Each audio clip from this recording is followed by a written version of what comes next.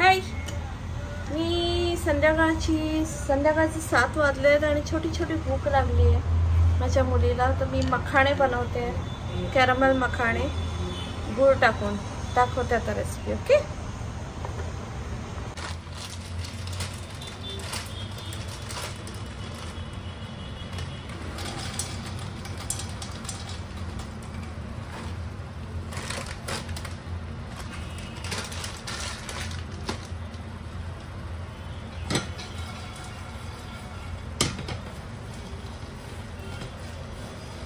चांगलं रोस्ट करून घ्यायचं आहे, कारण हे आपण नंतर गुळाच्या ह्याच्यात घालणार आहोत पाकामध्ये.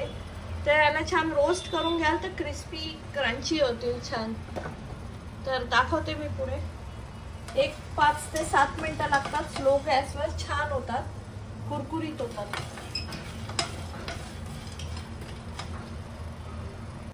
हे बघा, आता यातनं एक असा घेऊन असं झाला पाहिजे. असा मोडला गेला म्हणजे तो झालंय. ते याला आपण काढून घेऊया पॅन मध्ये एका.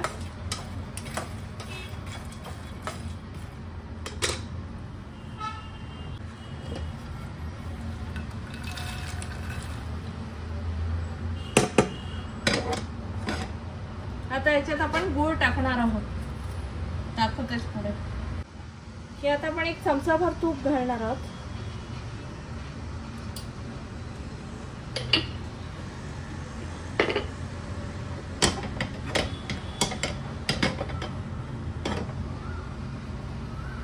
आणि मी गूळ किसला आहे तो घालणार आहे.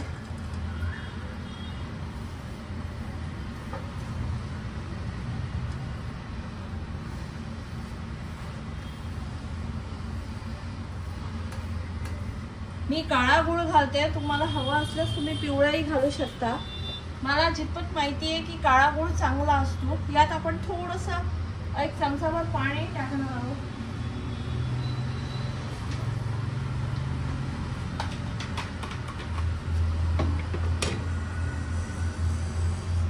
थोडंसं किंचितचं पाणी टाकणार आहोत.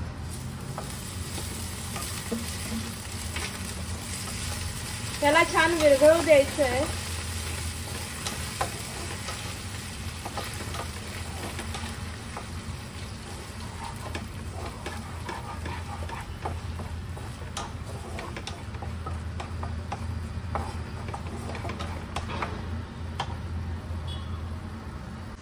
हे पहा, गूळ छान झाला आहे. तर आता आपण यात मखाणे घालणार आहोत.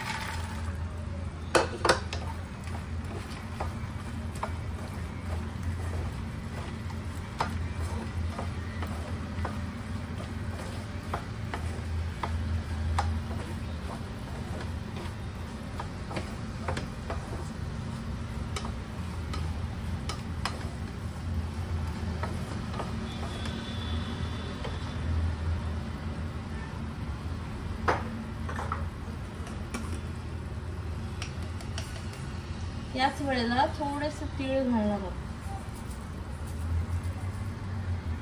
तीळ प्रोटीन आणि कॅल्शियम खूप असतं तिळामध्ये.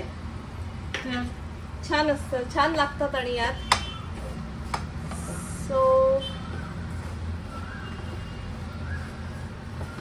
हे बघा, आपले कॅरमल मखाणे झाले आहेत. तुम्हाला दिसत असेल. इथे आपण गॅस बंद करणार आहोत.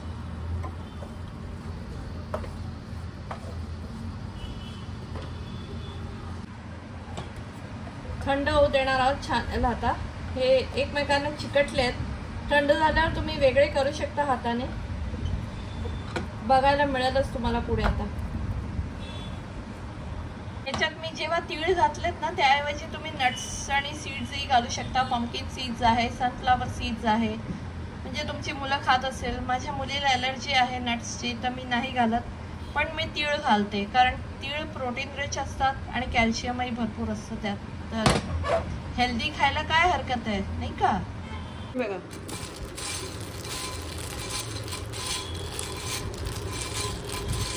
तुम्हाला कळतच असेल की किती क्रंची आणि क्रिस्पी झाल्यात मखाणे. आवाजावरनं समजून येत असेल जर. मी खाऊनही दाखवते, थांबा.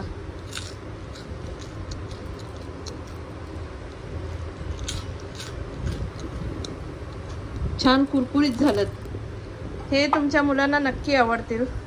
नुसते मखाणे मुलांना आवडत नाहीत, तर मी असं काहीतरी बनवून ठेवते. हे तुम्ही डब्यात छान कोरड्या डब्यात ठेवू शकता आणि डेली खाऊ शकता. थोडे थोडे पोर्शन कंट्रोल गरजेचं आहे. मुलांना चालेल, पण आपल्याला एक मुठ्ठीभर, जास्त नाही.